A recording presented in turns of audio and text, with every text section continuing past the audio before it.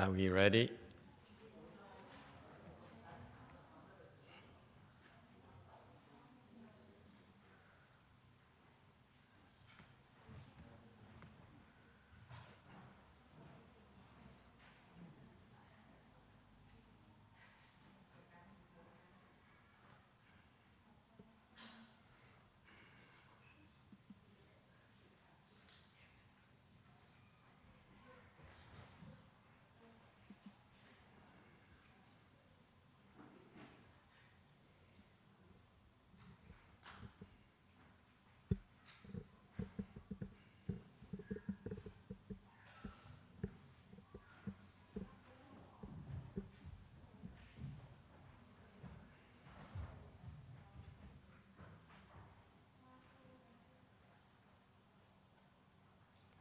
Good evening, everyone. Chào quý vị. Tonight, this is my first time just as well that we're gonna have a chance to look at what Master YongHua, my late Chinese teacher, taught during a Phổ Chí. Đây cũng giống như quý vị, đây là lần đầu tiên thầy qua thử. I never seen this before. Chưa biết cái chuyện, chưa biết thấy cái này hết. They transcribed his teachings when they had a Phổ Chí in Hong Kong. Cái này là cái băng của những lời giảng của ngài Tiên Hóa khi mà ngài qua bên Hồng Kông tổ chức một cái Phật thất. So I'm curious, I'm very curious, just like you are. Okay, shall we go through it and see what he has to say? Okay. I've never attended any of his Buddha recitation, by the way. Thầy không bao giờ tham dự được cái Phật thất của ngài Tiên Hóa. So I'm eager to find out how he teaches Pure Land. Anh cũng thắc mắc là ngài giảng cái tịnh độ ra sao. Okay. All right, shall we? Okay.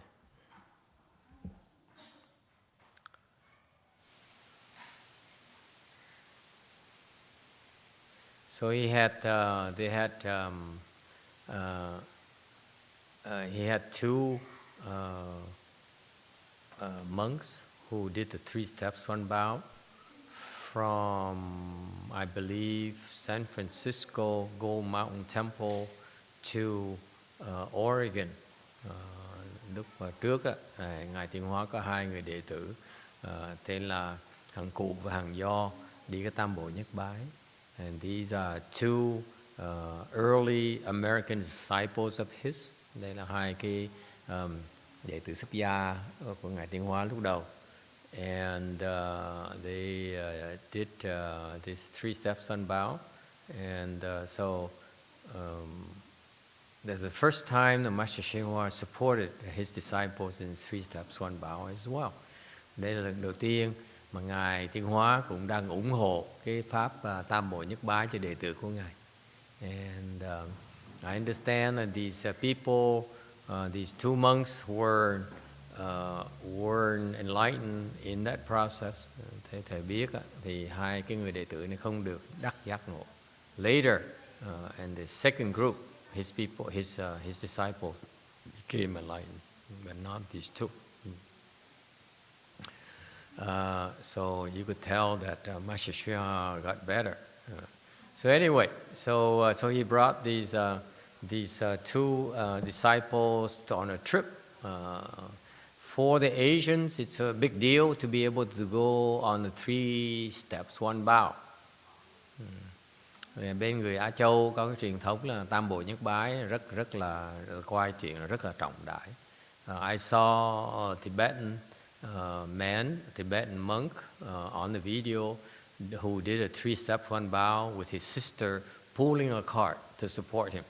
Mà thầy thấy một cái ông thầy Tây Tạng đi cùng Tam Bộ Nhất Bái và người em thì kéo cái xe đi. This is in Tibet. And so they faced the cold, the heat. And trong cái thời như vậy thì họ phải chịu đựng cái nóng và cái lạnh. These 2, they since it's on the west coast, the weather is not as bad.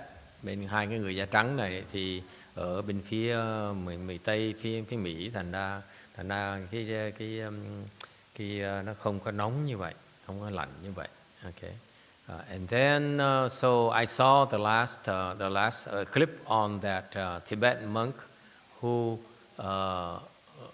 at his arrival to his destination, thì cái ông sư Tây Tạng đó tới được cái mục tiêu đó. And I saw the sister and the monk, and I realized that this monk here reached first stage arhatship. It's very, very hard for him. Nó khó khăn dễ sợ. Và ông này khi mà tới mục tiêu thì ông này ông đạt được sơ quả là hả. And then I also saw another case where the Vietnamese monk was bowing from north to south, something like that. Thì cũng quay một cái video người sư Việt Nam cũng đi tam bộ nhất bái. Same also 3 steps 1 bow. Cũng là tam bộ nhất bái từ Bắc tới Nam Việt Nam. Nam. 1 steps 1 bow, something like that. That's even harder. 1 steps 1 bow.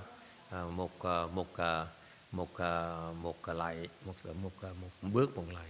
And I saw him bowing with gloves, lạy với có bằng găng tay. Because you know when you bow out there, it's very hard because your head hits the rocks.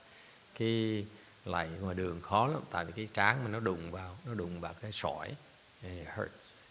And like here, you bow, the bowing cushion is comfortable and so forth. But out here in the open, you have your forehead has is constantly cut. Cái vì là ngoài đường đó, cái trán khi nào nó cũng bị cái da nó bị sứt hết. And so anyway, so this Vietnamese monk also did the bowing pilgrimage by himself, I believe. He received a lot of news coverage by the time he reached his destination, and I looked at him as well, and also they made a big deal out of it in Vietnam. The rich people came out to support him and so forth. The news was all over the news. And he also reached first stage arhatship. Okay. Bên kia cái ông sư Việt Nam cũng đắc được sơ quả La Hán. Okay. So you see, these people, it is hard for them and to cultivate. In Buddhism, you cultivate. Cultivation is called hardship cultivation. Cái Phật giáo mình tu á, là ý nghĩa của tu Phật giáo mình là tu trong cái khó, tu cái khổ. When you cultivate, you're not supposed to be comfortable. What? What's so funny? You white people, you find it hard to accept the fact that you're not supposed to be comfortable. Người Tây phương này nghe người nói mà khổ công một cái là ai cười khúc khích. Thế nó cái vị nghĩ là tu là sung sướng hả? No, you have to endure suffering in order to cultivate. Tu là phải khổ. You're supposed to struggle, phải khó khăn. Okay, and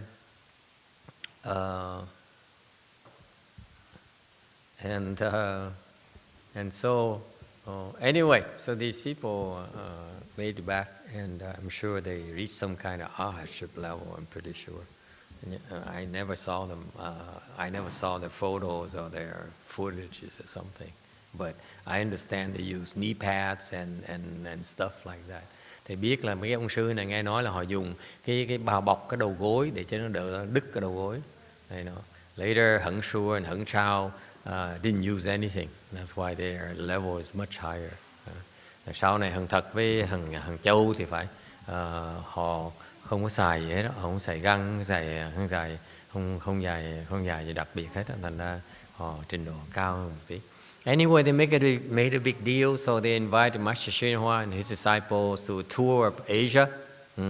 And họ đời xưa cái thời đó là 1970 mấy đó thì thì họ rất nể cái Tam Bộ Nhất Bái này. Người Á Châu mình rất nể chuyện Tam Bộ Nhất Bái, rồi thỉnh Ngài Tiến Hóa về để từ Ngài đi qua bên một cái vòng bên Á Châu mình. Okay, and they spoke Dharma, đi nói pháp, and at monasteries and colleges, pháp ở tại mấy cái chùa và tại mấy cái đại học, and they conducted a one week for chi in Hong Kong, và họ tổ chức một cái tuần Phật thất ở Hồng Kông. All right, so far so good. Any questions? So these are, I believe, the instructions from those that week of Buddha recitation. Đây hình như là cái lời giảng của Ngài trong cái tuần đó. So in Taiwan, he lectured on the chapter of the Avatamsaka Sutra, Pure Conduct, giảng về cái kinh Hoa Nghiêm, ở Đài Loan, and then he also explained about the Dharma door of great strength Bodhisattva in the Shrangama Sutra, where he explained how he became enlightened. Rồi xong rồi Ngài còn giảng thêm cái phần của Kinh Hoa Nghiêm, cái chương mà nói về cái hành của Ngài Đại Thế Chí Bồ Tát, Ngài làm sao Ngài đắc giác ngộ bằng cách niệm Phật. So he, great strength Bodhisattva, one of my idols. Ngài Đại Thế Chí Bồ Tát là một trong một cái vị Bồ Tát mà thần tượng của thầy. He became enlightened by reciting Buddha's name. Ngài niệm Phật mà đắc giác ngộ. Master YongHua, disciple. Master YongHua has a Taiwanese monk. Ngài Tiến Hóa có một cái ông sư người Đài Loan. He left the home life when he was in his late in his life. Ông cạo đầu khi mà còn trẻ, còn già. And Master YongHua allowed him to become fully ordained anyway. Ngài Tiến Hóa cho phép cái ông đó là thọ cụ túc giới. And I think in his prior life he was a taxi driver. In Đài Loan ông lái xe taxi. And then he retired, and so he shaved his head. Rồi ông là tới lúc mình về hưu thì ông cạo đầu, ông xuất gia. And Master YongHua allowed him to receive the bhikshu precepts anyway. Ngài Tiến Hóa vẫn cho phép ông thọ cụ túc giới như thường. Typically, when you pass 60, you no longer are able to obtain the bhikshu precept substance anymore. Thường theo cái tỳ ni đó, cái luật giới luật của bên Phật giáo mình đó, sau khi một cái vị quá 60 tuổi rồi đó, thì cái vị không thể nào thọ được cái giới thể của cái tỳ kheo giới hoặc tỳ kheo ni giới. The Master YongHua had an experience anyway, and enabled him to receive the precept substance anyway. Thì như Ngài Tiến Hóa vẫn có cái pháp để mà cho phép cái ông sư này thọ được cụ túc giới, mà vẫn được cái giới thể như thường. I believe that only a handful of monks are able to do that. Có một số tăng mới có thể làm được như vậy thôi. Most of the other temples and monks and nuns who try to imitate Master YongHua later, I feel sorry for the older monks and nuns. Sau này có mấy cái chùa khác, rất nhiều chùa khác bắt chước Ngài Tiến Hóa, bị áp lực tại bắt chước, cũng cho mấy người già có thọ cụ túc giới. Những người đó thầy biết là không thể nào thọ được đắc được giới thể. So basically, they're just a shell of bhikshu. They're not real bhikshus at all, or bhikshunis at all. Những người đó là không phải là không phải là có cái giới thể của người tăng, người ni. Thành ra họ chỉ là cái tàng, cái dạng là mặc cái áo quần vậy thôi, chứ còn không phải là người thiệt. Okay. Feel free to interrupt me if you have any questions. Thầy nói vậy thôi, ai muốn thắc mắc gì cứ giơ tay hỏi. Okay. And the title of this talk here, the Dharma Reign, Alive the Mind, is the the gist of his Dharma talks in Hong Kong during the Phổ Chi. Và cái buổi những cái lời pháp này mình sưu tập được là những cái phần chính của những cái pháp mà ngài Tuyên Hóa giảng trong cái chuyến đi của ngài. Okay.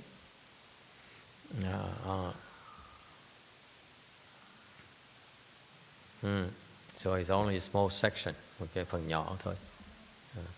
How many slides do you have? I'm sorry, I'm going very fast.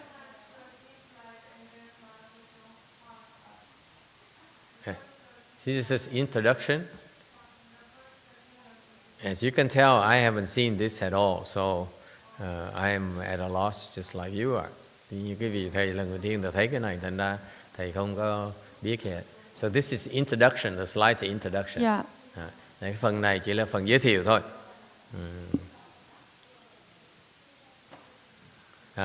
And the recording, the sound recording is not very high quality. Cái âm thanh thô nó rất là dở. And to me it's a shame. Đối với thầy, cái này là một cái rất là đáng tiếc, điều rất là đáng tiếc. You have a great bodhisattva who will be the last one to tell you that his teaching is priceless. And yes, his disciples are so dense that they never bothered getting the proper equipment to record these sagely teachings. Đây là một người Đại Bồ Tát, ngài không bao giờ nói cái vị biết là cái pháp ngài rất là quan trọng, nó vô giá, mà những người đệ tử của ngài đó đã biết ngài là một người phi thường, mà còn không chịu bỏ thì giờ ra để mà thâu lại những cái pháp này, nên dùng máy móc đàng hoàng thâu lại cái pháp này nó để cho đời sau. So that's why in our generation we lost a lot of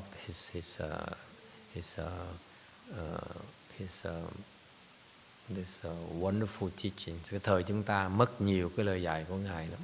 It's very unfortunate. So that's why I went through that. I listened to some of his teachings, and the sound is just incredible. It's so poor, and that's why we invested a lot of money buying audio and video equipment to record these Mahayana teachings for the future generation. 也找师父加持，那个在以前是行菩萨圆满的人。30日，宣公上人开示于香港佛。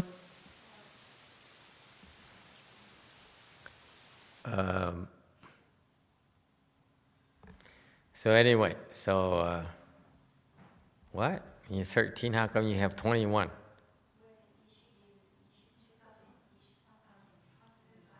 Huh?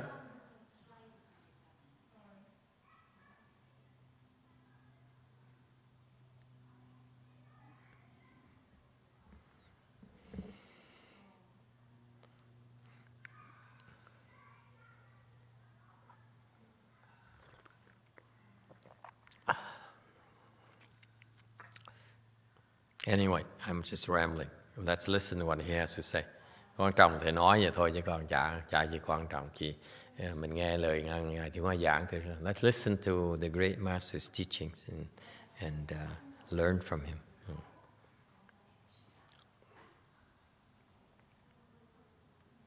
Play it.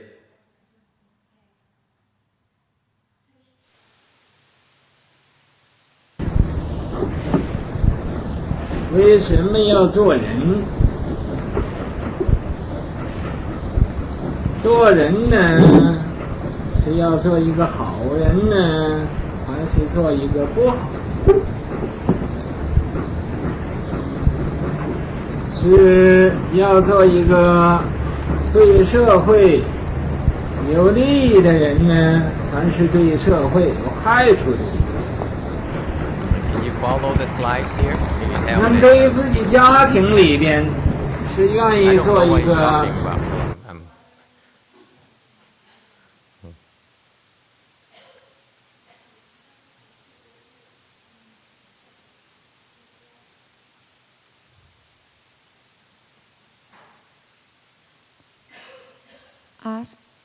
Ask yourself, why should we be human beings? As people, should we be good people or bad people?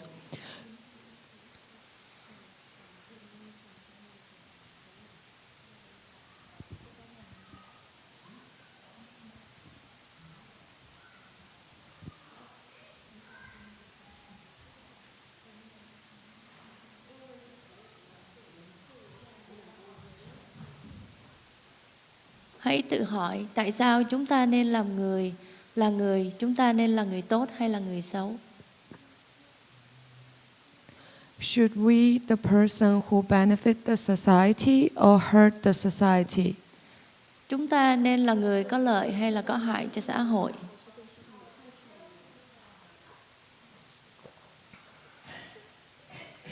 As members of a household, should we be perfect people or imperfect people? Là thành viên của một gia đình, chúng ta là người mẫu mực hay là người lầm lỗi?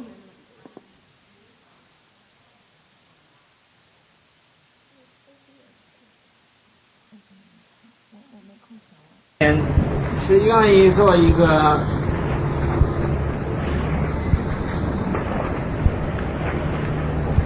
圆满的人，是不愿意做一个圆满的人。这样问一问，那么这个问题解决了，知道啊是应该怎么样做的。再要问一问，俺们为什么要学佛？为什么要信佛？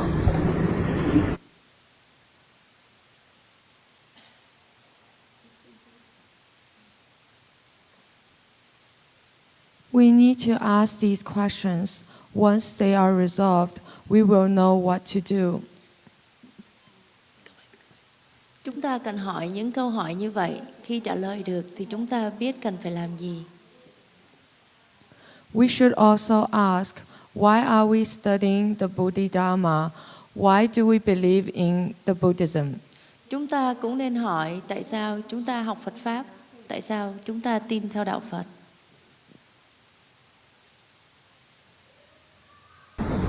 那么这个问题解决了，知道啊是应该怎么样做的。再要问一问，俺们为什么要学佛？为什么要信佛？信佛对俺们有什么好处？对人又有什么好处？这也。 What advantage have we gained by believing the Buddhism? What benefits have we brought to others by believing in Buddhism? Tin Phật Pháp thì chúng ta được lợi ích gì? Tin Phật Pháp thì chúng ta đem lại lợi ích gì cho người khác? 俺们为什么要学佛？为什么要信佛？信佛对俺们有什么好处？ 对人又有什么好处？这也要研究，不是啊，这么迷迷茫茫的，做一个糊涂人，又做一个糊涂的佛教徒。We need to investigate this as well. As Buddhists, do we continue to be people who are lost and confused? Chúng ta cũng cần phải xem xét điều này. Là người Phật tử, chúng ta có nên tiếp tục làm người lầm lạc và mê muội hay không? 信佛信了多少年，也不知道啊，是为什么要信佛？ We may have believed in Buddhism for many years, but we don't know the reasons for it. Chúng ta tin Phật Pháp đã nhiều năm nhưng không biết lý do tại sao chúng ta tin.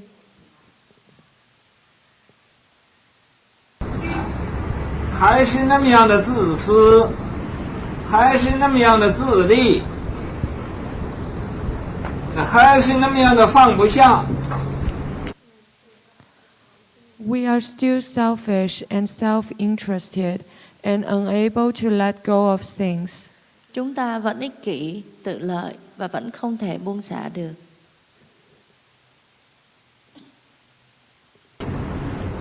这个信佛呀，也没有什么用。 Remaining like this while believing in Buddhism is useless. Tin Phật Pháp mà vẫn tiếp tục như vậy thì không có lợi ích gì hết. 佛是没有自私的，佛是利人的。佛呀，在以前是行菩萨道的。 Buddhists are selfless. They help others. In the past, Buddha practiced the Bodhisattva way in the past, and to practice the Bodhisattva way is to help others. Người tu theo Phật Pháp là vô ngã, họ giúp đỡ người khác. Trong quá khứ, Đức Phật đã tu tập Bồ Tát Đạo. Tu Bồ Tát Đạo là để giúp đỡ người khác. 菩萨道就是要帮助人，帮助人呢，还不要叫人知道，啊，不要是不像我们这个凡夫，帮助人一点点的事情就各处去自我宣传。 Oftentimes, they would do this anonymously. Unlike us ordinary people, we help just a little bit, but begin to promote ourselves everywhere. Thường thì họ sẽ giúp đỡ người khác một cách âm thầm, không giống như những người phàm phu. Chúng ta chỉ mới giúp một chút thì bắt đầu tự quảng cáo khắp nơi. 说我又做了什么好事了，我又怎么样子，我又帮助某一个人了，我又护持哪一个法师啦，我供养哪一个道场了。 We advertise, oh, I did something good again. I did this and that. I helped someone again. Chúng ta quảng cáo, tôi mới làm thêm việc tốt, tôi đã làm cái này, đã làm cái kia, tôi mới giúp người ta lần nữa. I support this Dharma master and I make offering for that monastery. Tôi ủng hộ pháp sư này, tôi cúng dường cho tu viện kia.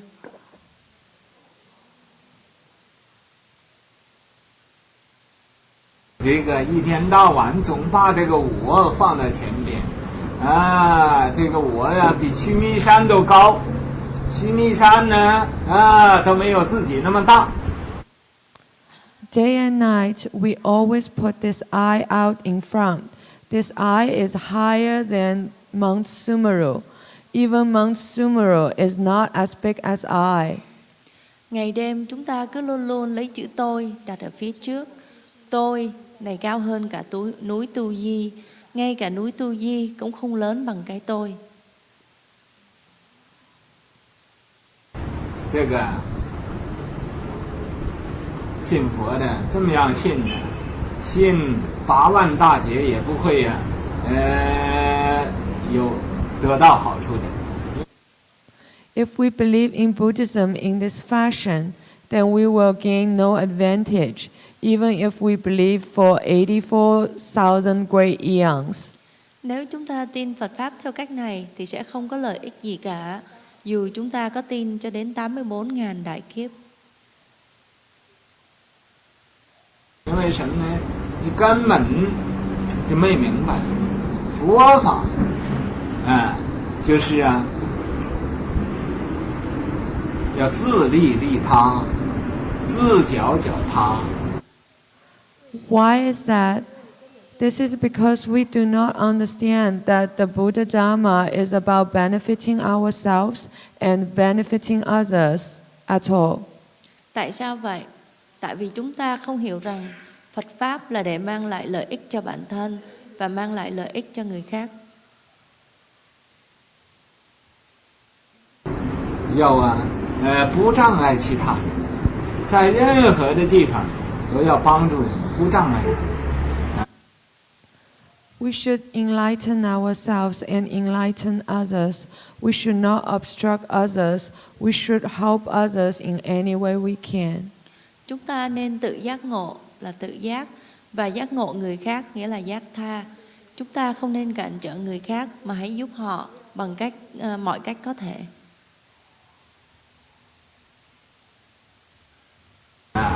好事啊就给人，这个不好的事啊，就要放在自己身上。所谓推功揽过。We should give whatever is good to others and take whatever is not good for ourselves. This is called give away achievements and take on blames. Bất cứ điều gì tốt thì chúng ta nên cho người khác, cái gì không tốt thì giữ lại cho mình. Cái này gọi là nhường công cho người, nhận lỗi về mình. 推功把功德呀送给旁人，也不是送给旁人说啊，我这个功德送给你了，你知道吗？你要多谢我，你要。We should give the credit for achievements and virtues to others, but we shouldn't say, well, I'm giving you achievements and virtues. Do you know? You should thank me. Chúng ta nên ghi nhận công đức của người khác, nhưng chúng ta không nên nói, này, tôi đã cho bạn công đức, bạn có biết không? Bạn nên cảm ơn tôi.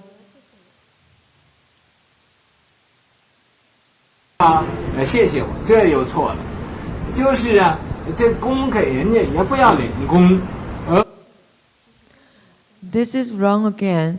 Even giving the achievements to others, you should not claim ownership of it. Điều này cũng sai. Mặc dù nhường công đức cho người khác, nhưng quý vị cũng nên nói rằng công đức đó là của quý vị.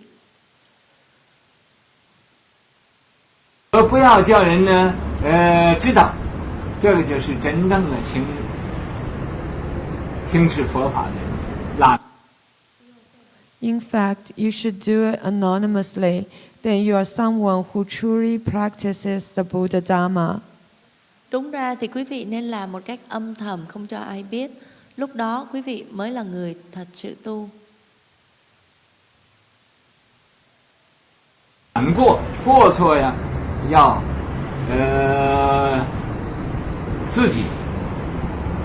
自己收回来，不要把过给人，好像啊，有的时候问什么事情啊，就说。 As for taking the blame, it means taking responsibility for mistakes. Do not give blame to others. For example, if someone were to ask, who was responsible? Nhận lỗi nghĩa là sao? Nghĩa là chịu trách nhiệm về những lỗi lầm, không đổ lỗi cho người khác. Ví dụ, khi có người hỏi ai là người chịu trách nhiệm. 我不知道啊，一会儿或者说那是谁呀，就把这过错放到旁人身上，这是不对的。 You shouldn't answer, I don't know, or it's so and so. That's giving the blame to others. That would be wrong. Quý vị không nên trả lời tôi không biết hay là thế nọ thế kia. Đó là đổ lỗi cho người khác, như vậy là sai.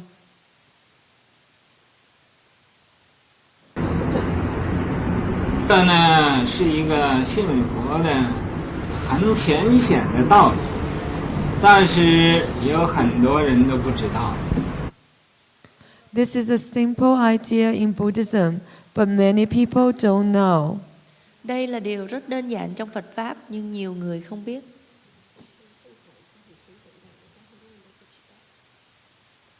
Can we start? You agree with this? Give credit to others and assume the blame? Is it really?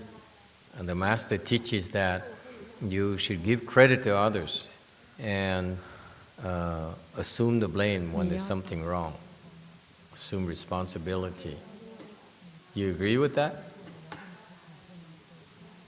Ngài Thiên Hóa Ngài dạy là mình khi mà có công thì mình nhường như người ta, mà có lỗi thì mình nhận cái lỗi.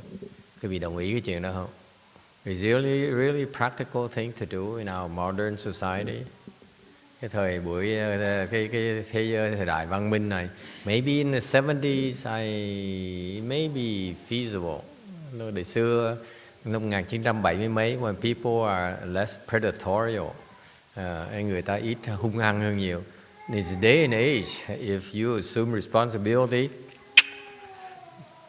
people will chop your head off, right? Your boss will cut your head off. Yes or no? Thời buổi này mà quý vị mà dám nhận lỗi loạn xạ như vậy là ông boss quý vị sẽ chém đầu quý vị. To me, it seems that's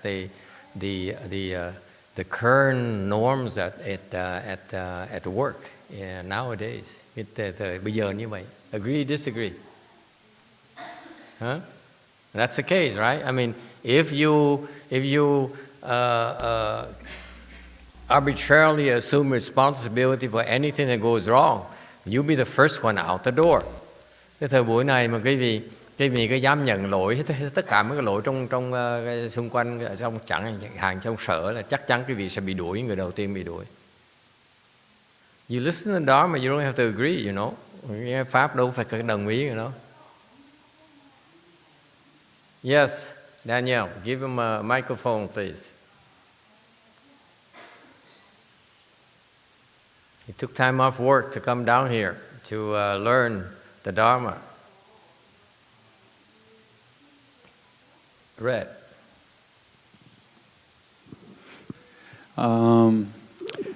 I disagree with you. You disagree with him? Yeah. Sacrilege.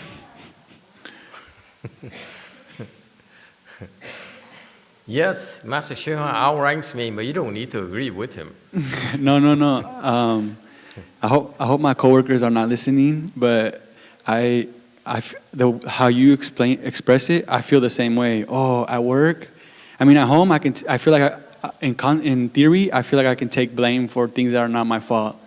But at work, I have like, I want to do good for my boss. I want to look good for my boss because it's my well-being. But it happens, in my perspective, a lot of times it's not my fault, but I put practice into it and I just say, okay, I'm just going to accept it. And then it turns out positive for me. I think that being scared, I feel like I was just scared for no reason. And the boss just wants the job to be done. So if you take responsibility, I think that's all they want, for the job to be done. I don't know, just my experience. He says at work he took the blame and he came out ahead. So you got a promotion or your boss liked you better? Or can you be, huh? He's happier. I see. The rest of you don't have to agree with Daniel because he's new.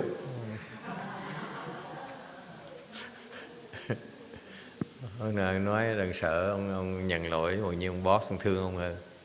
The rest of you, come on. You agree with this? Really? I find it hard to believe that you can survive if you keep on assuming, taking the blame. Cái việc mình nhận lỗi người ta, cái việc chết thời buổi này, it's not, to me, it's not reasonable. Yes, Green. Master, I have a little bit of experience on at work with the boss, because I've been with the boss for quite a while, and I know how they run the business. Because whenever there is a scenario, a worse scenario, a good scenario, or a bad scenario, I probably have to bear along with him and work with him. And we sit down and we talk about what's the problem. Yeah. Then we try to get things done and stop blaming other and me and the boss and the company. That's how I looked at it.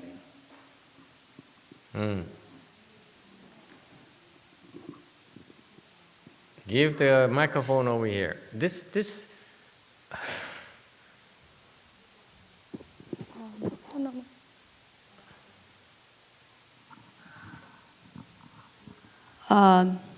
I just saw back to a few scenarios at work recently.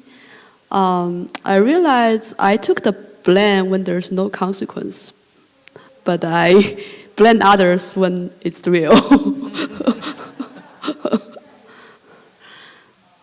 For example, there was one time where someone was blaming people in my team, like my subordinate, and I immediately said, "Oh, that's actually my fault because I did this. I did not explain this to this person properly, etc." And I think other people were kind of like, it was an effective way to kind of hit back because I covered the people in my team, and they were kind of like, yeah. But then in some other situation where between me and my peers, I blame my peers for things that went wrong to get credit for myself. So sometimes you take the blame when it's easy for you to get away with that, and when it's too hard, you blame others. Yeah, I think so. Tôi này là làm sếp, thành ra nói khi mà nhận lỗi được á, chàng nhận lỗi cho nhân viên của mình á, thì nhận được thì được. Chứ còn lúc mà lỗi mà người cạnh tranh á, thì mình tấn công người ta để mình có lợi hơn.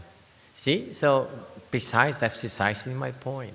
That is, if the way the master explains is that you keep on taking the blame, and that's to me, for the Westerners, they listen to this and they have a problem with this. And they say, what kind of Buddhism is this? What kind of principle is this? Mình nghe Pháp á, thì nghe Ngài Tiến Hóa, mặc dù mình nghe là mình biết mình tôn trọng Ngài Tiến Hóa, nhưng mình nghe cái Pháp mình phải có thắc mắc chứ. Thời buổi này ai mà có nhiều mà mình nhận lỗi một cách quờ quạng như vậy được? How reasonable is this?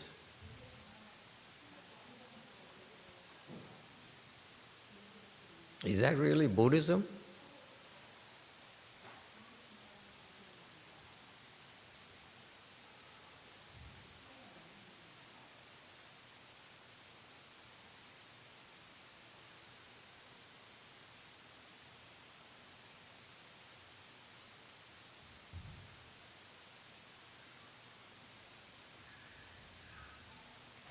It's very profound. It sounds very simple, but what he talked about is very, very profound. Cái pháp mà Thầy Hóa nói này trông cái vẻ rất là giản dị, thiệt ra rất là thâm sâu.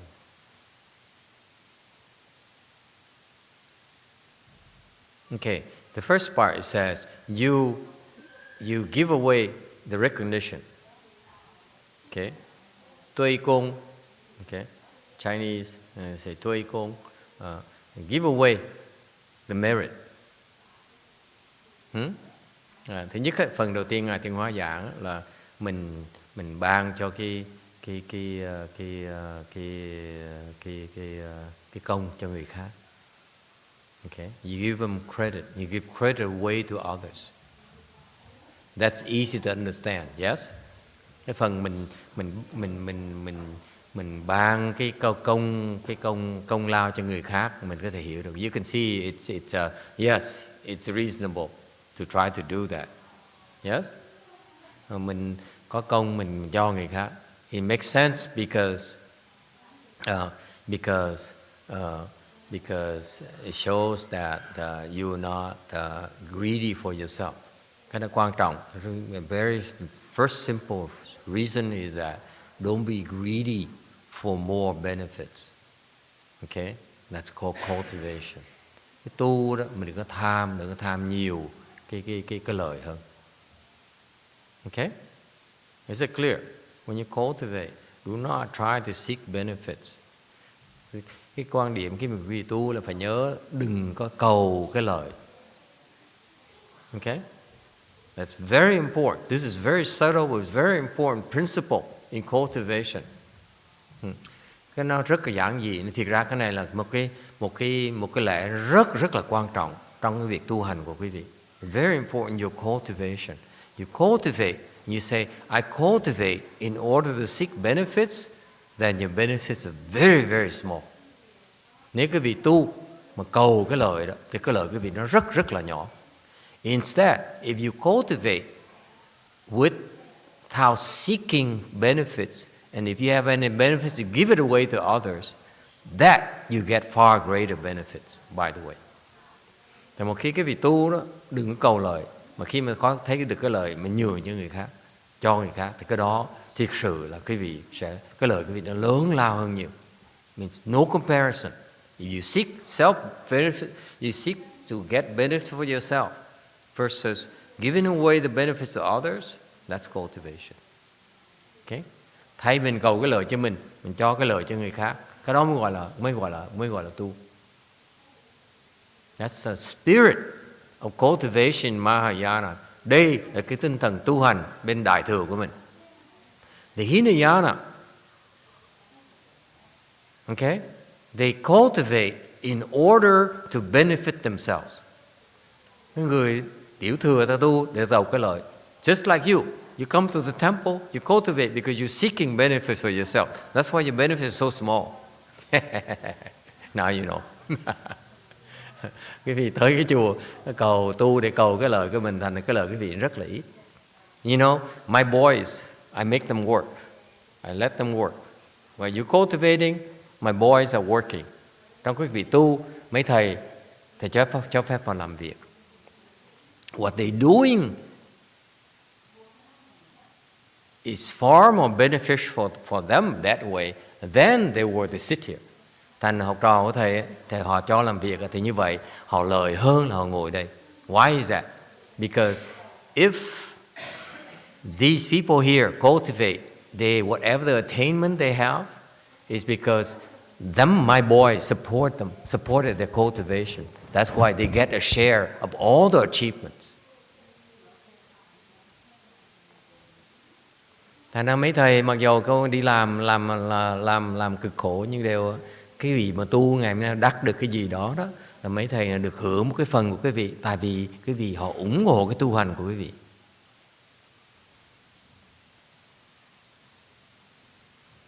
So I just give an example of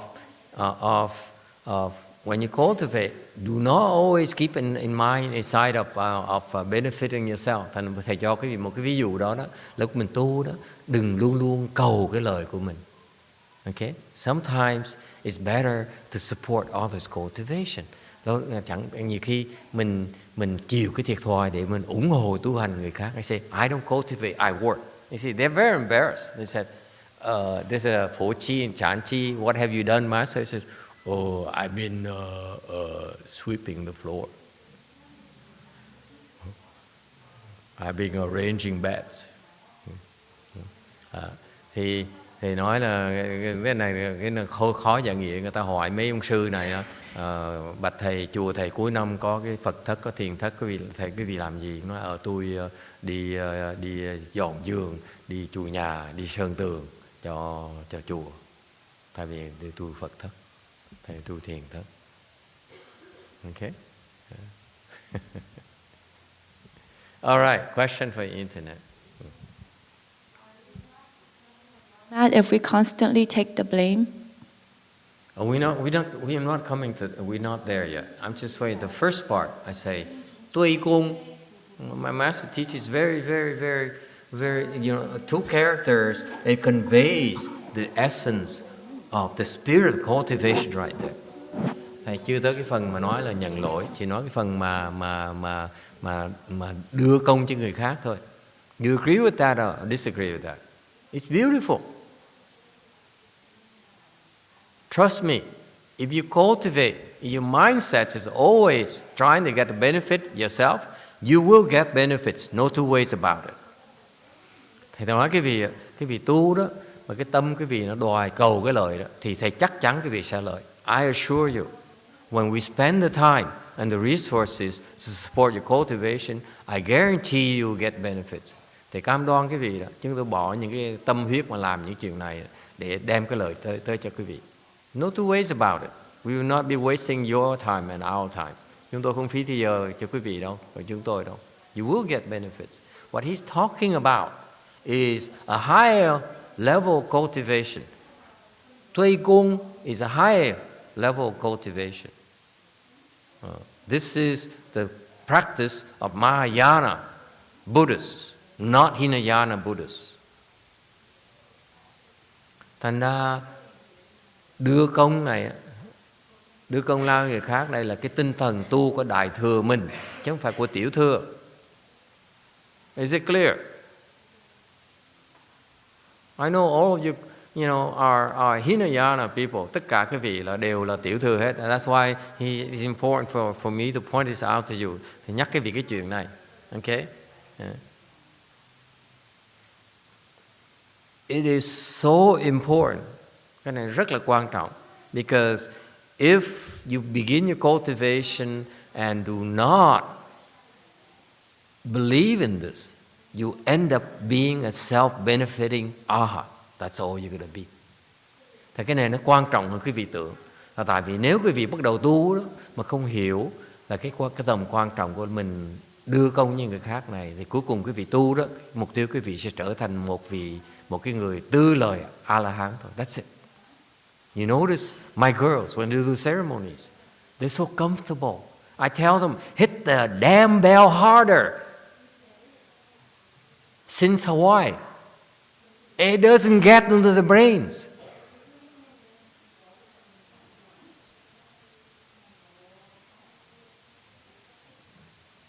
Their self-ending hearts is too comfortable because that's the mindset they started years ago. Như học trò của thầy đó, từ Hawaii bây giờ thầy cứ hét tụi nó hoài, tụi mày phải đánh cái chuông cho nó to một tí, ngu dễ sợ luôn. Lúc mà một ít người thì đánh nhẹ không nói gì, lúc mà đông người phải hiểu mình làm lễ mà phải đánh thiệt to để người sau người ta nghe được mới gọi là làm lễ. Mà từ Hawaii tới bây giờ đó, khi nào phải nhắc hết, ngày nào phải nhắc tụi nó hết, nó ngu đến đồ như vậy đó. Tại sao vậy? Lúc đầu nó tu, nó cầu cái tư lời đó, giờ nó tới trình độ này rồi, nó thoải mái qua, không cần biết gì nữa hết. Because when they started by seeking self-benefit. They got to the level now where they're so comfortable, they refuse to get out of the comfort zone anymore. That's how scary these people are.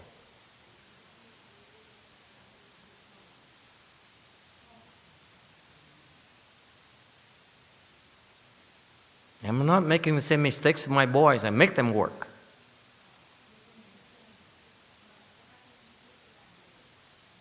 These people are self-ending arhats right there. Mấy cái tụi này là tụi A-la-hán, tiểu thừa. Because they do ceremonies because they benefit themselves first. They want to be in the comfort zone. Nó làm lễ, nó làm cái thoải mái trong cái thoải mái trước cái đã, thay vì phục vụ cho đại chúng. Instead of serving the great assembly, they choose to be in the comfort zone. Nó chọn ở trong cái thoải mái của nó trước cái đó.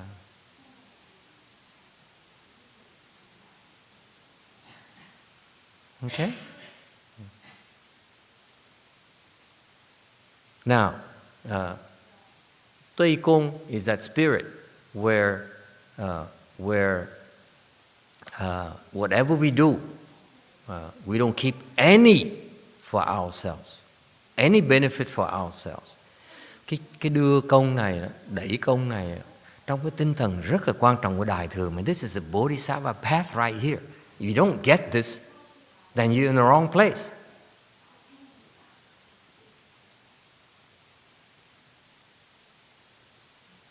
Học trò của thầy mà không hiểu được cái tinh thần này, nó tới cái chùa Trật rồi, nó đen qua. You should go to Hinayana temple. We are Mahayana, Buddha Dharma. We don't have Hinayana. We don't have this kind of mindset. Cái chùa chúng ta không có cái tinh thần như vậy.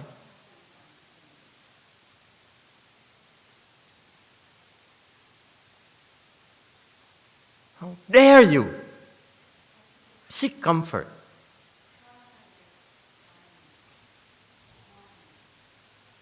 Ngu dễ sợ. Tu cầu cái thoải mái. Seeking comfort is at a very subtle level benefiting yourself before anyone else. Cái tụi này nó kẹt vào cái thế là nó cầu cái thoải mái.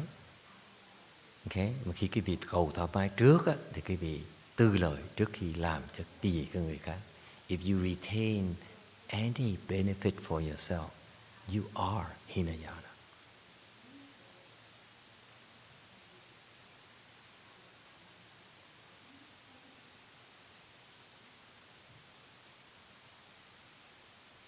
Cái vị còn giữ một tí tư lợi cho quý vị, thì quý vị chỉ là tiểu thừa thôi.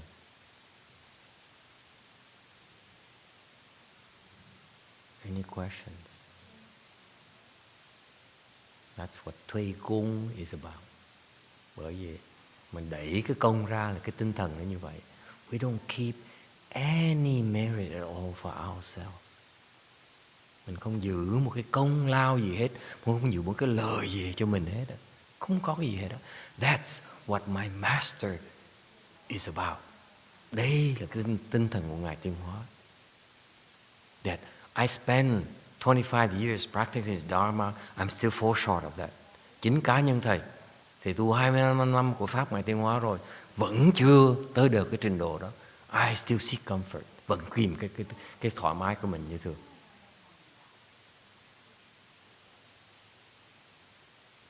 Alright? Any questions about this? Ai thắc mắc về cái chuyện này không? It's only that subtle thing right there that put you in the domain of Hinayana versus Mahayana. Vì cái chút nhỏ như vậy mà quý vị vẫn lọt vào cái vòng của nguyên thủy như thường.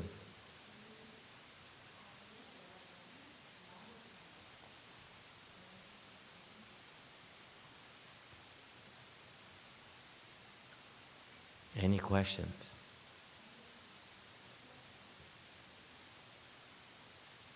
And because it's so quiet, it goes to prove that point number 2, Master Shriha also applies here.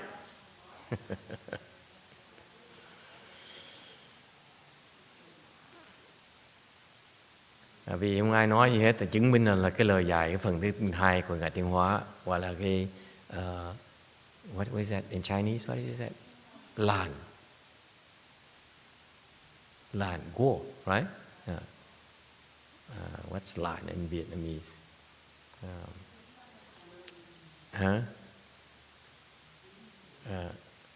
Là nhận lãnh cái tội. You assume fault, okay? You assume fault. So you see, it goes to prove again. My disciples are Hinayana disciples. Chứng minh cho quý vị thấy cái tuổi này học trò thầy chỉ là tiểu thừa thôi. No one assuming faults. Thank you. Thank you, Master YongHua. I've been bothered for the last 10 days, and finally my master confirmed that my disciples are basically Hinayana practitioners, these self-ending arhats. Thầy đã khó chịu cái chuyện này cả 10 ngày rồi. Mà bây giờ Ngài Tiến Hóa nói pháp tối này xác nhận cho thầy biết học trò của thầy chỉ là một cái nhóm tiểu thừa thôi. But there's hope for the rest of you. These are losers. The rest of you can be better than them. Why not? Let them be losers. Surpass them.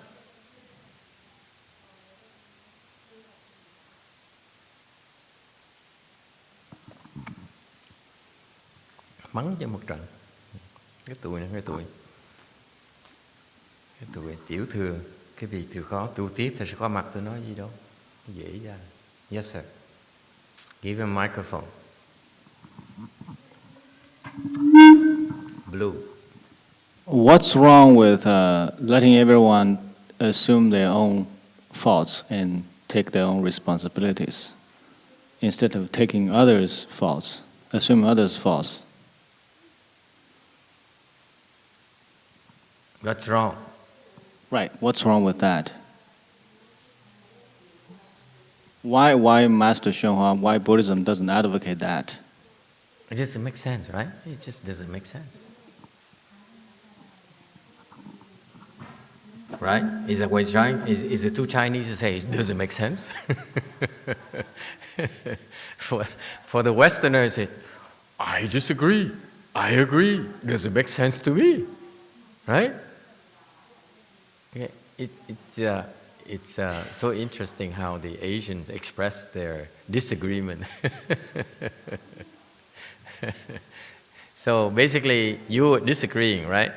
It has to be clear. Can we be clear so that the people who are not here can understand your position? Yeah, you can. I don't disagree. I just I see the, I just I don't understand why what Master YongHua is advocating is better I suppose it's better, right, than the sort of the intuitive way of everyone assume their own I faults. tried to tell you at first comment, I tried to tell you that it may not apply to our modern times anymore. You don't have to agree.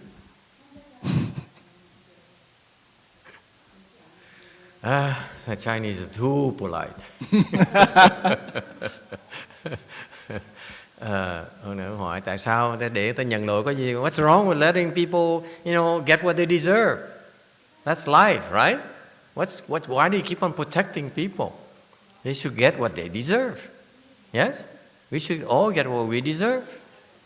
Tại sao mình cứ nhận lỗi, ta làm cái gì cái nó vô lý vậy sao? To me, from a Western educated person, I disagree with this. I have a hard time with this.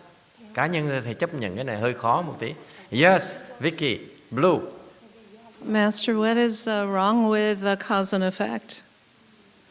What's wrong? What's wrong with cause and effect? Someone isn't doing their job, and then they should have. They should get fired. They should have the effect of what they did. If they are Hinayana, I should point them out. They're Hinayana.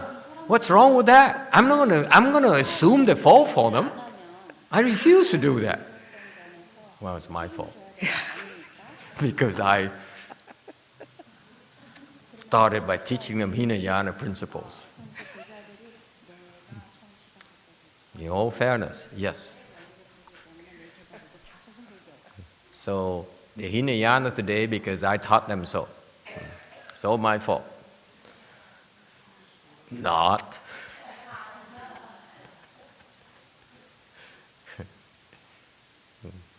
Yes, orange, red, whatever. Master, so we should take the blame? That's what we're trying to decide. Does it make sense to take the blame ourselves? Because I refuse to take the blame. Because if the Hinayana is their problem, I give up.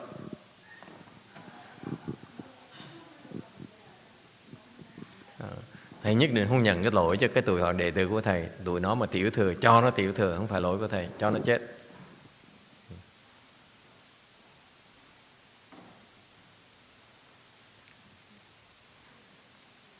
What's wrong? I mean, I agree with you, by the way, sir, that let them be Hinayana, let them make their own mistakes. None of our business. Thầy đồng ý với ông này, ông nói là để cho nó nhận lỗi đó, tôi mình nhận lỗi nó làm cái gì? It's not. I tried to teach them already. Mình đã dạy nó rồi. Repeatedly. Dạy hoài à. These idiots, losers. Let them. Huh? Anyone has any ideas? Would anyone like to agree with Master YongHua? Ai đồng ý với Ngài Tiên Hóa không? What's the point in taking the blame? Tại sao mình nhận cái lỗi người ta làm cái gì? Why? If we keep on taking the blame, isn't it the case that they will never learn? Cái vấn đề như vậy, this is my biggest problem. If you keep on taking the blame and shielding these people, okay, they will never learn. Tại vì nếu như quý vị, vấn đề thầy như vậy, nếu như quý vị cứ nhận lỗi cho người ta hoài đó, okay, thì người ta sẽ không bao giờ hiểu, không bao giờ học được hết á. Thì làm sao nó đổi được bây giờ? How are they going to change? You keep on taking the blame. Yes, Chung Yin Sunim. Give him something.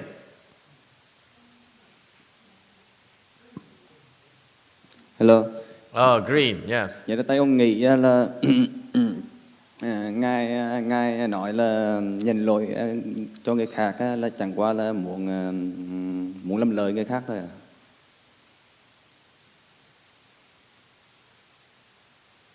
Thay vì người khác nhận lỗi thì mình nhận cho người khác thì mình làm lợi người khác thôi.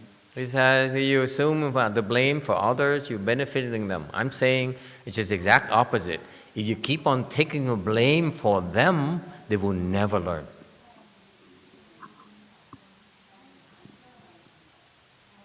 Thầy không đồng ý. Thầy nói nếu như mà mình cứ nhận lỗi cho người ta không bao giờ thay đổi hết đâu. Không cần nữa. If they have no need to change, why would they, if they keep on making mistakes, no need to change. Because they have no consequences. Mình có làm lỗi hoài, mình không có cái trả cái giá gì hết á, thì đâu cần thay đổi. Yes, sir. Yes, Green. I was going to make a comment that isn't appropriate to what you're talking about right now, but I had told them a while back, so yeah, I don't know if you want me to make my comment. Go ahead and make your comment. Okay, I was just going to say that one of my friends, we had we conversate, and she tells me, what do you do for Buddhism? And because she's from another tradition, and then I tell her, and she's like, oh, you're Hinayana. I'm like, what? I got mad because this is the highest teaching, Chan. And then she just pretty much everything that they do is just thinking about others. And that was just my comment from a while back. And then about what you're saying right now, I guess I think there's a time when I guess you have to be wise, but there's a time where it can benefit the person if they're open to it. And there's a time where if you tell them it's going to just make them angry, it's not going to make the situations better, so might as well just take the loss, I guess. What's beautiful about his teaching, he says, 揽过. Chinese for, I don't know whatever exact translation is, but you assume the blame. This monk's teaching is incredible. Very simple. And it's universal, believe it or not. It doesn't matter who you are, where you are. Okay? He says, assume the blame. That's his approach. It's so interesting to me. Okay? Thành cái này là một cái người đại tăng này, ta nói là chỉ nhận lỗi thôi. Cứ nhận lỗi, người ta làm lỗi, mình cứ nhận lỗi thôi. Okay? Why is that? Orange.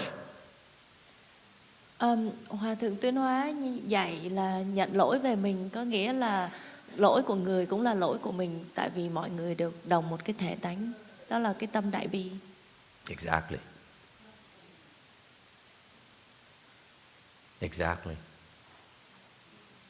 Coming from Hinayana person.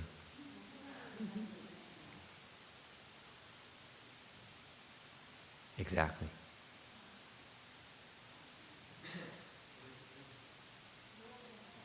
Oh, sorry. Wait. By the way, we do have a Vietnamese class. When you translate, you lose so much of it. It's also interesting, this temple. So many of you speak different languages, and it's so beautiful when you express in your own language because it's so precise. It's so to the point. When we translate it, you lose so much of it. Cái chùa mình hay vậy, sao có nhiều cái ngôn ngữ khác nhau. Rồi khi nghe quý vị nói cái ngôn ngữ của quý vị đó, nó hay vậy sợ, nó chính xác vậy sợ. Lúc mình dịch ra nó mất nhiều lắm. It's just like translation is not quite there. So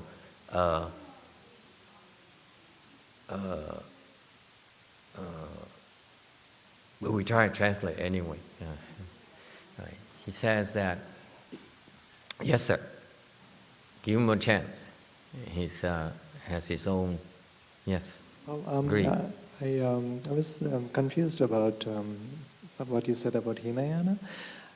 Isn't it true that in some of the lectures of the Buddha, like the Metta Sutta and the Karaniya Metta, the Buddha speaks about developing the heart of compassion for everybody, but it's in the Pali canon, so it would be Theravada or Hinayana. Very good. Mm-hmm. This guy comes from Berkeley Monastery, that's why. He's well taught. Excellent. Okay, exactly similar concept from the Vietnamese. Okay, this is even a higher level of Mahayana practice, by the way. Why I talked to you, the first part where you assume Tui Kung is to give the credit to others, is only the beginning. Cái này thứ hai, cái pháp này rất là hay thưa quý vị. Just推功揽过.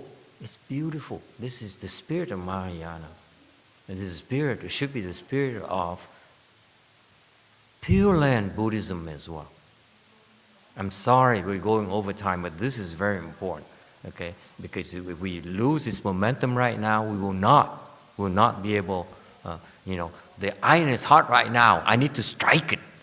Giờ cái lửa, cái sắt cái vị đó nó nung nó rồi, bây giờ phải đánh để mà ra cái so that we can shape you right now, okay? This is very important because you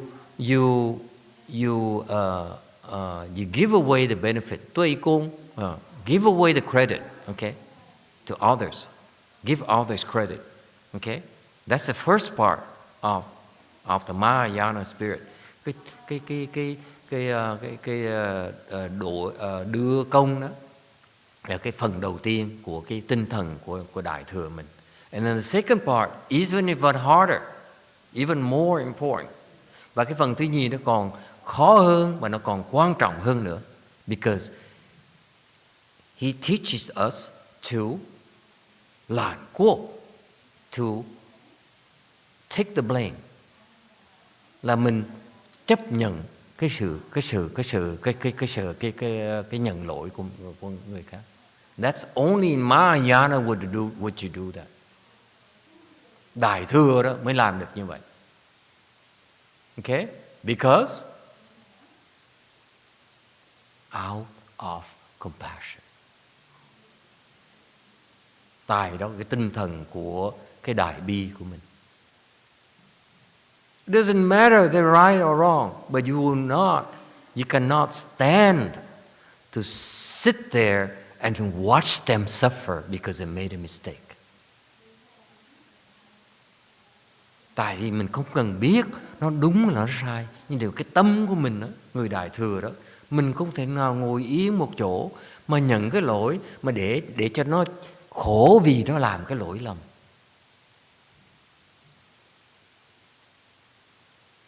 Only in Mahayana you find this. Trong Đại Thừa mới có cái này thôi. It's totally irrational. Nó hoàn toàn vô lý.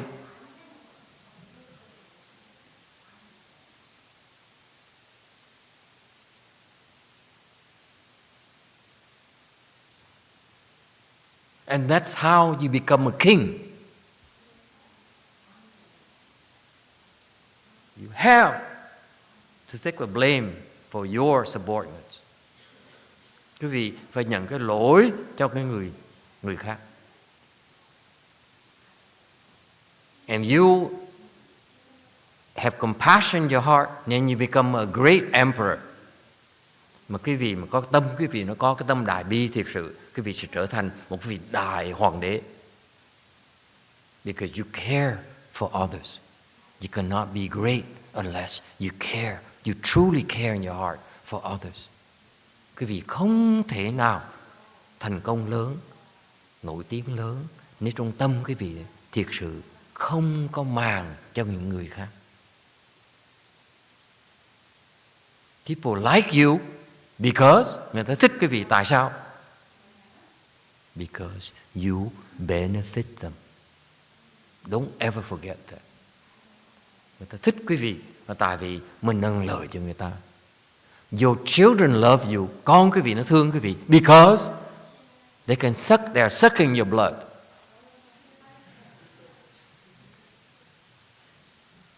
Con quý vị nó thương quý vị là tại vì nó đã hút máu quý vị. Agree, disagree? I went to Hawaii.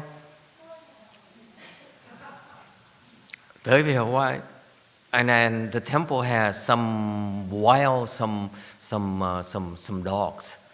Chùa nó có nuôi một bầy chó, okay, and there's dogs, and they just ran to the temple and they never left because they found food and safety there. Con chó nó chạy hoang, chó hoang nó chạy tới chùa rồi vào nó cho ăn, nó cho ở, thành ra nó ở nó không đi nữa, okay, and so I saw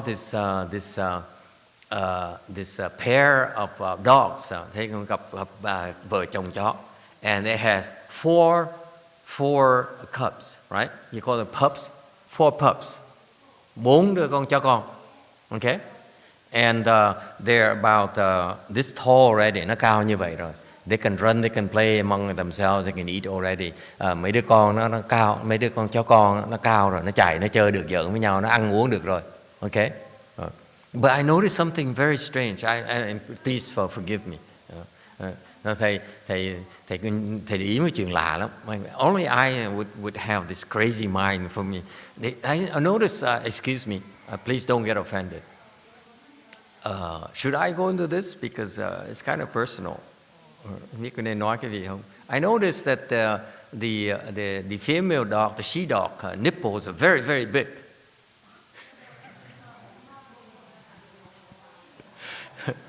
Thầy liếc cái ủa sao mấy cái chó cái mà cái vú nó to dễ sợ lắm. And sure enough, next day I noticed why. Ngày hôm sau thầy để ý mới biết là sao. Those pups still come over and suckle on her.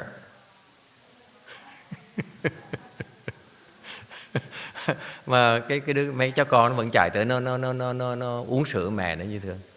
Thành ra ông mẹ mà and the she dog didn't like it. He's, get away from me, get away from me. It's so funny. Thầy để ý cái chuyện đó là tại vì cái con chó cái nó khó chịu, sợ nó cứ đuổi cái con hoài, nó chạy hoài. As soon as the pup comes, she ran away and the pup would run with her. All four of them. Anyway, so that reminds me on how your children sucks on your blood. Nhớ cái chuyện tại con nó hút máu mình. Okay? And that's why your children love you so much. Remember? Quý vị để ý không? Con mình nó thương quý vị dễ sợ, right? They love you more than anyone else. You notice that? Quý vị để ý thấy con quý vị nó thương quý vị hơn những người khác, right? They call it motherly bond. gọi là tình mẹ con. No, they're sucking your blood. Hút máu mình cái gì dại dễ sợ. My point being that they like you because you benefit them. They get something out of you. Nó thương mình, nó thích mình tại vì ai cũng vậy. Not just your children, anyone else. It's the same thing. Ai cũng vậy. Agree, disagree? Huh? Why are you so quiet? Is it a revelation to you that your children really love you? No, they don't. Cái vị trước giờ cứ tưởng là con cái vị thương cái vị, đâu có đâu, nó lợi dụng cái vị thôi. They're just abusing you.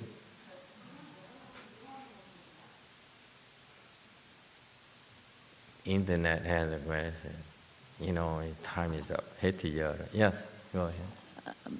But what if their mistake is too much for us to bear? Should we still take it on? What if it's too much for us to bear? It makes you a better person. Nếu mà nó khó, đau khổ quá, mình chịu không nổi tại sao? Thì quý vị sẽ tiến bộ lớn lắm. If it's too much for you to bear, you will experience a leap in improvement if you survive.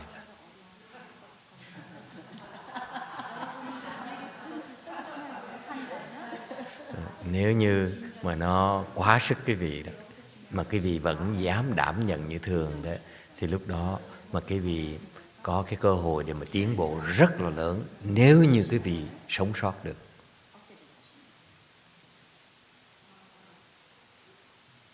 That's why my girls are trained differently. Thành con gái của thầy dạy nó khác. Con trai thầy, my boys, I make them help others first, so that in the future we get help.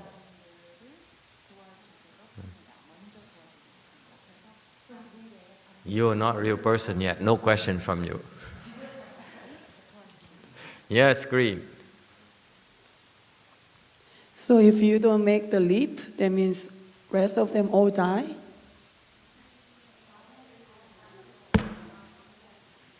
You can't win them all. Oh, wow. Lỡ mình chết thì sao? Nếu chết thì bỏ. What's the big deal?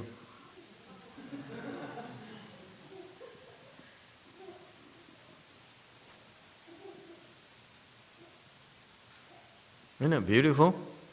Compassion. Compassion, if you have that kind of compassion, ladies and gentlemen, you're a superior person. No two ways about it. Nếu cái tâm quý vị mà có cái lòng từ bi ở trong đó, quý vị là một người phi thường. This is what Mahayana training produces. Đây là cái sự huấn luyện đại thừa, nó đào tạo nhân tài như vậy. Thưa quý vị, we produce superior individuals because they are fearless. Những cái người phi thường này họ không có sợ. Không sợ khổ, không sợ chết, không sợ đau. They're not afraid of pain. They're not afraid of failure. They're not afraid of, especially leg pains. They're not afraid of death. Không sợ chết. They bear it.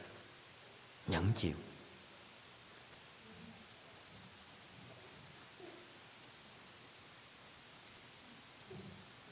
Only my master would be able to capture the essence of this in 4 Chinese characters only.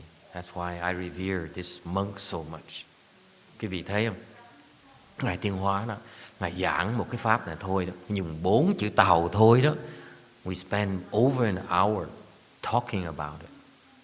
Mình nói hơn 1 tiếng đồng hồ nói mới xong. It's beautiful. Agree or disagree? So, yes, I agree with him 100%. Anh thầy đồng ý với Ngài Tiên Hóa. It's such a beautiful teaching. Hay dễ sợ. It's not easy for you to lãn quốc. Đương nhiên là khi cái việc nhận lỗi người ta, nó khổ dễ sợ lắm. And so what you do is you assume a little bit more for the people you love, like your children, your friends, your relatives. And you ignore your neighbors, okay? And then you expand more and more and more. That's how you do it. Do not be stupid. Thì cái nói về cái đó là cái lý thôi, còn cái sự là mình phải khôn ngoan. Mình phải nhận lỗi cho cái phòng nhỏ đã, gia đình mình, thân nhân của mình, xong rồi bạn bè mình, đừng có dài.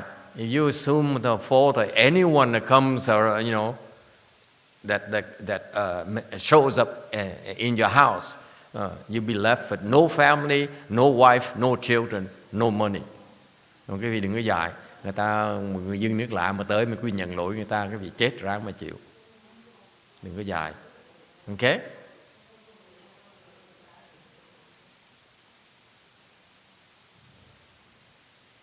Any final questions? Ai thắc mắc gì không? You like this or not? Should we continue this, or should we discard this thing? Có muốn nghe tiếp hay là mình bỏ cái phần này? Huh? Let's take a vote. Continue listening to this in the future, or shall we just skip this Mahayana gibberish?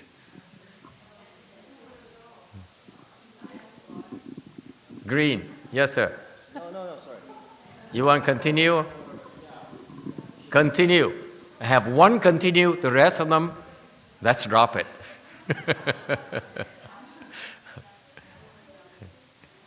Isn't it beautiful? You agree? It's so beautiful, isn't it? Quý vị thấy hay dễ sợ. Ngài Tiên Hóa dạy cái đại thừa hay dễ sợ không?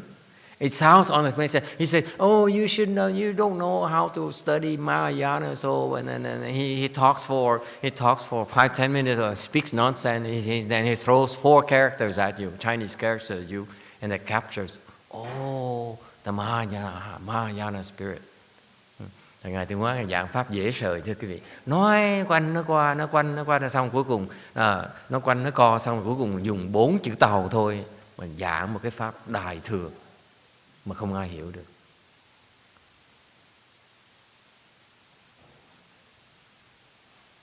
So you agree with me? This is such a treasure. And why was that? those disciples of his didn't do a better job trying to capture and preserve everything else and make everything else available for the rest of us who are able to understand it.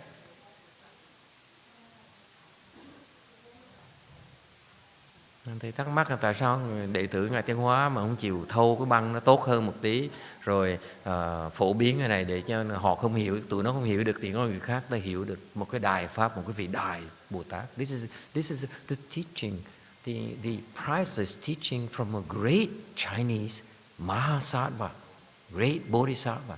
Đây là một những cái lời dạy mà nó vô giá, một cái vị đại Bồ Tát mình không còn thấy. You cannot find people like this anymore. You cannot find teaching like this anymore. Giờ kiếm ra được những người dạy những cái pháp này không còn ai dạy, không ai hiểu được hết.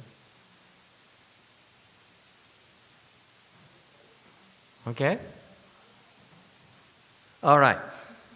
Yes. Should we praise virtue and punishing vice?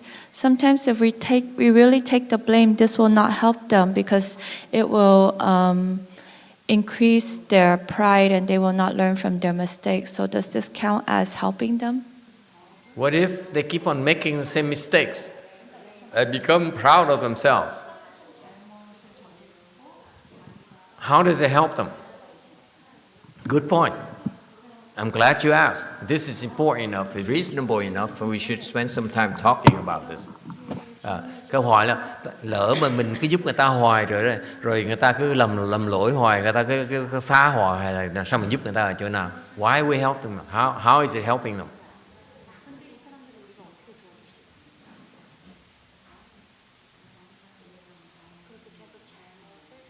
How is it helping them? Billy, Green. Master, I think we should see the case. What is the case first? Then, by going to help him, we'll see how we're going to punish him, or we're going to take the blame for him, and see what's the scenario. The problem is. So you tried someone to take the blame for you, Billy, or not? It depends if the first time he or she made a mistake, the first time we probably take the blame for that person. And in the future, maybe it keep happening again. Just let him die or her, let him die. Let him die. Okay.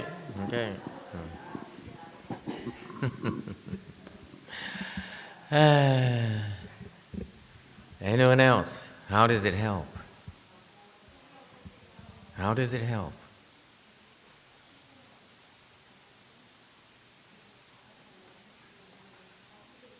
Anyone? Any bright ideas? Có ai có ý kiến gì hay ho không? Listen, we out of time, hết thì giờ thưa quý vị. Come on, quickly, say something quickly.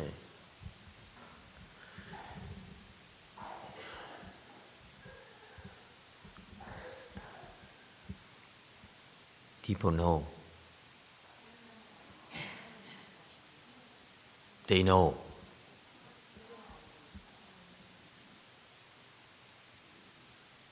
They're not as stupid as you think. Yes, there's some mental retards which are hopeless, and there's nothing you can do about them. Có những cái người mà nó chậm quá thì mình dạy cũng chừng đó thôi à, thì mình chấp nhận chuyện đó. Okay, then you have to be a great man about it and say, okay, you're a bunch of losers. It's okay, be yourselves. Huh? But a normal person would know. Có những người ta dốt đặt cán mai á, mình giúp nó mừng lắm, nó nói thôi kệ, cái này thì mình thoát được, kệ mình cứ lợi dụng người ta những cái hạng như vậy đó, là mình sức đến chừng đó thôi, ok, mình chịu. Nhưng điều cái người thường đó, this is a very small group of people are so dense, they're so desperate, They will not get it. Okay. Có những người dốt đặt cắn mai á, mình không thể nào giúp người ta được. Doesn't matter you do, you don't do it. If you beat them up, they don't get it.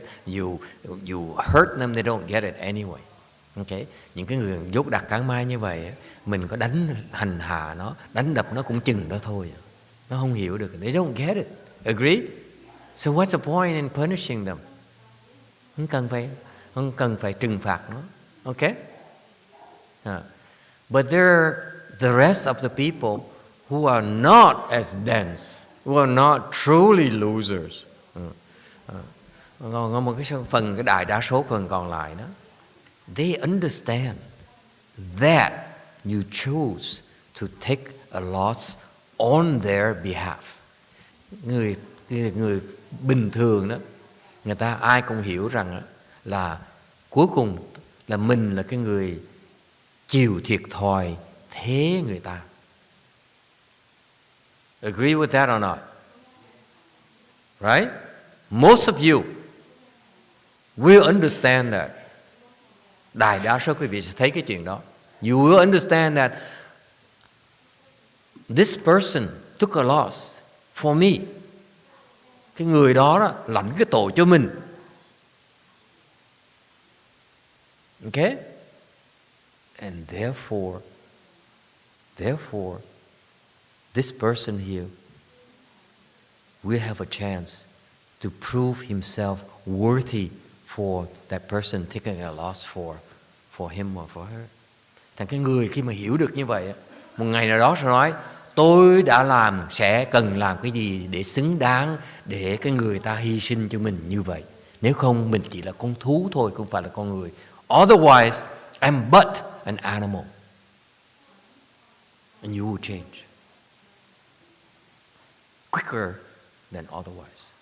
Lúc đó quý vị tự thúc đẩy mình thay đổi, because you change a lot faster when you are motivated to change yourself, not because you are afraid of being punished. Lúc đó quý vị thay đổi lẹ hơn nhiều, là tại vì cái tâm mình muốn thay đổi để xứng đáng, thay vì mình sợ bị đánh, bị hành hạ. You experience much bigger changes. Agree, disagree? Okay, time is up. Thank you very much.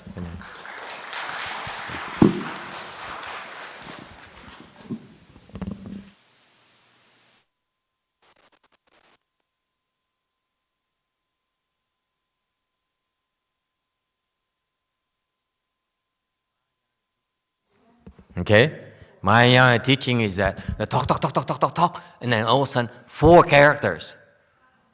That's it. Thành cái pháp đại thừa như vậy, thưa quý vị, nói đến đời, nói ba trí tuệ, xong mọi nhân thảy ra bốn chữ thôi. And you have to sit there and listen, and do not fall asleep. Thành ra ngồi và nghe, mà không được buồn ngủ, ngủ gật là chết. You fall asleep, you miss the boat again. Cái gì mà ngủ gật là quý vị lỡ chân đò nữa luôn. You also miss the boat to the Pure Land as well. That's why you keep on screwing up. Bởi vì cái vị cứ lọt ở đây hoài vì vậy đó, cứ lỡ chân đò hoài.